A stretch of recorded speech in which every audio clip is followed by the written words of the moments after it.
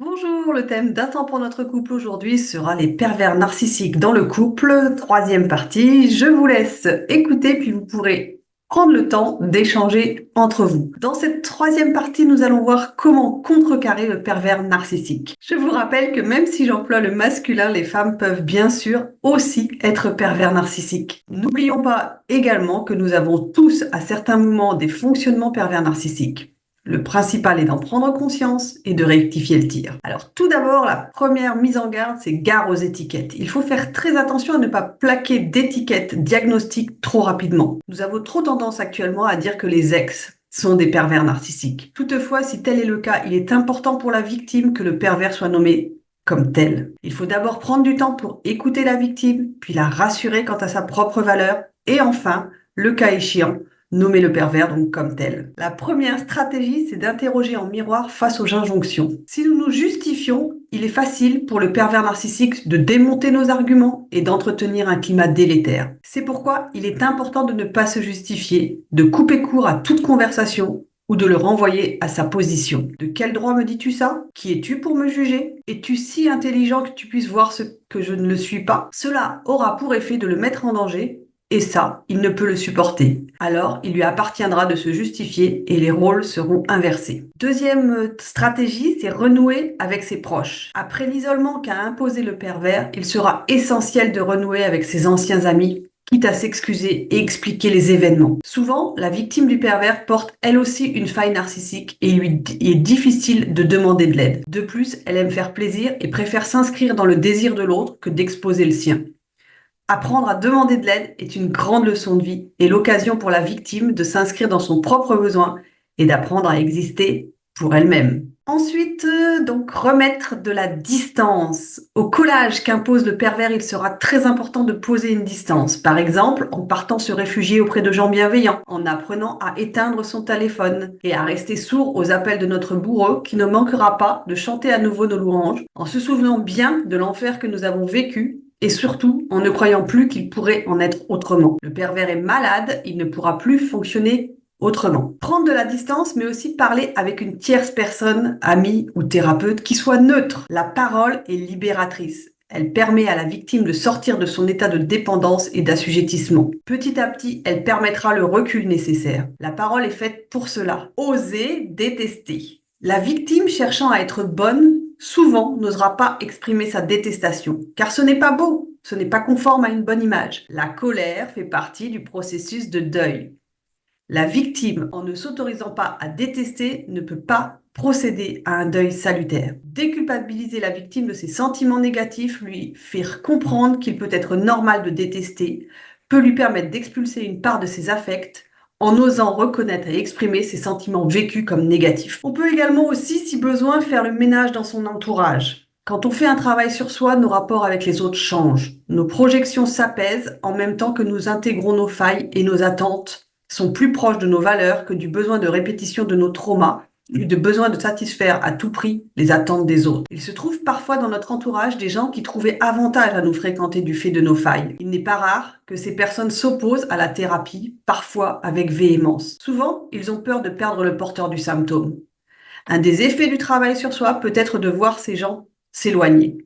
D'autres changent et s'adaptent et souvent on rencontre de nouvelles personnes. Quand notre esprit change, le monde change. On peut également bien évidemment nommer un tiers. Par son comportement, le pervers se place au-dessus des lois. Il se veut tout-puissant, c'est-à-dire plus fort que le père, plus fort que la mère.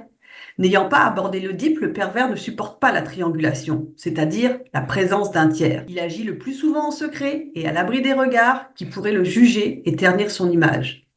Il ne tire son pouvoir que dans les apparences. Illusion bien fragile qui, il le sait, ne tiendra pas face à un tiers cohérent et ayant suffisamment de distance pour pouvoir porter un jugement logique. Dans les cas les plus épineux, il faut faire jouer pleinement leur rôle à la loi, aux juges et aux avocats.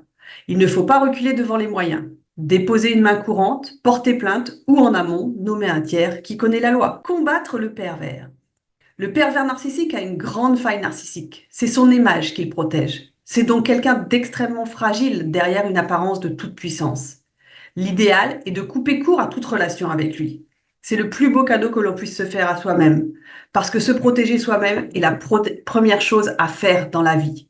C'est aussi le plus beau cadeau que vous puissiez lui faire parce qu'il sera obligé de se trouver une nouvelle victime ou de se remettre en question. Sortir de la répétition. Même si nous pouvons partir pour fuir une situation, il est tellement rassurant de retrouver ce que nous connaissons qu'il peut nous arriver de reproduire certaines scènes à l'identique. Tant que la problématique de l'enfance ne sera pas résolue, que l'angoisse infantile n'aura pas été retrouvée et que nos schémas n'auront pas été dénoués, la situation anxiogène risque de se répéter à l'infini. S'il est peu souhaitable de proposer au sortir d'une expérience difficile à la victime d'un pervers narcissique de faire un travail de remise en question, il sera nécessaire que cela se produise dès qu'elle aura récupéré suffisamment d'énergie et de confiance en elle afin de ne pas répéter une situation similaire. Donc d'abord se soigner, ensuite se reconstruire, enfin se remettre en question. Ne plus chercher son image dans le regard de l'autre. En fait, pour quitter un pervers et surtout pour ne plus en rencontrer, il faut trouver tout bon moyen de tourner notre regard sur nous-mêmes, d'arriver à nous connaître suffisamment, à rencontrer notre image par nous-mêmes pour pouvoir la dépasser. Il s'agit peut-être d'accepter que nous avons des défauts, et évidemment des qualités, des manques, mais aussi des capacités. Alors nous ne chercherons plus notre image dans le regard de l'autre. Une autre stratégie, c'est d'apprendre à désirer. Si s'inscrire exclusivement dans le désir de l'autre revient à nier ses propres désirs, il est évident que l'origine est en lien avec l'Oedipe et certainement l'incestuel, c'est-à-dire les désirs interdits. On peut dire que le pervers dénie les désirs et même la subjectivité de sa victime. Le problème est que parfois, la victime peut être amenée à nier l'ensemble de ses désirs. Elle risque alors de s'inscrire non seulement dans le désir de l'autre, mais aussi dans son discours et son jugement. Bien souvent, la victime est toujours dans l'attente d'obtenir une image, une identité. Elle n'est pas capable de désirer par elle-même, car elle n'est pas vraiment consciente d'elle-même. Il faut également renoncer à comprendre. Il est normal de vouloir donner du sens à ce qui nous arrive. Or, le malade narcissique nous plonge dans la confusion par des propos et des comportements qui n'ont aucun sens, tandis que nous nous épuisons à vouloir remplir ce vide d'un sens qui n'appartient qu'à nous. À vouloir mettre du sens là où il n'y en a pas, nous glissons doucement vers le délire et la confusion.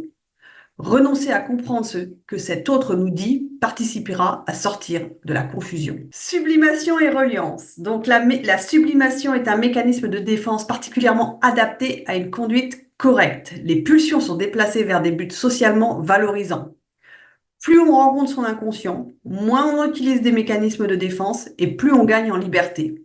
Nous ne sommes plus guidés par des forces inconscientes qui nous échappent, mais par nos réelles motivations, ce qui nous engage sur la voie de la résilience. La résilience en psychologie est la capacité à supporter de grandes pressions, à faire face à l'adversité, mais aussi à pouvoir se reconstruire psychiquement en cas de destruction de ces structures, qu'elles soient physiques, psychiques ou matérielles. Les facteurs de résilience sont notamment l'acquisition de ressources internes, les rencontres, les possibilités de parole et d'action, capacité de mettre du sens sur ce qui nous arrive, l'amour-propre, le sens de l'humour, le pouvoir de la compassion.